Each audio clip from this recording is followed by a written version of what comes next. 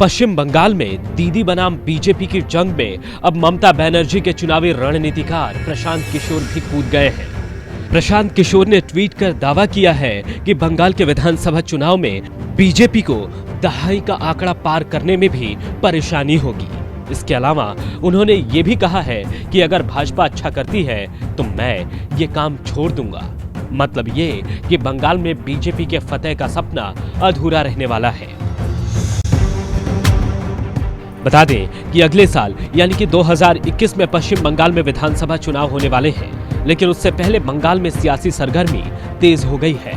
एक तरफ बीजेपी के कई बड़े नेता पश्चिम बंगाल के दौरे पर लगातार जा रहे हैं, तो वहीं ममता बनर्जी के कई खास सहयोगी उनका साथ छोड़ चुके हैं। ऐसे में प्रशांत किशोर के इस दावे ने सियासी भूचाल ला दिया है।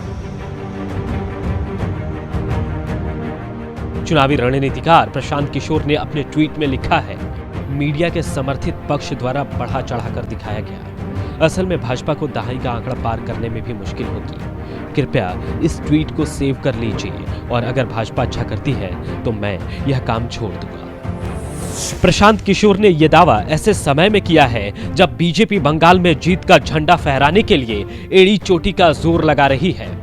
प्रशांत किशोर के इस ट्वीट के बाद बीजेपी नेता और पार्टी के बंगाल प्रभारी कैलाश विजयवर्गीय ने ट्वीट कर इसका जवाब दिया। उन्होंने लिखा, भाजपा की जो बंगाल में सुनामी चल रही है, सरकार बनने के बाद इस देश को एक चुनाव रणनीतिकार खोना पड़ेगा। खैर, बंगाल में अभी विधानसभा चुनाव की तारीखों का ऐलान नहीं हुआ है, लेकिन प्रदेश में सियासी पारा बिल्कुल हाई है।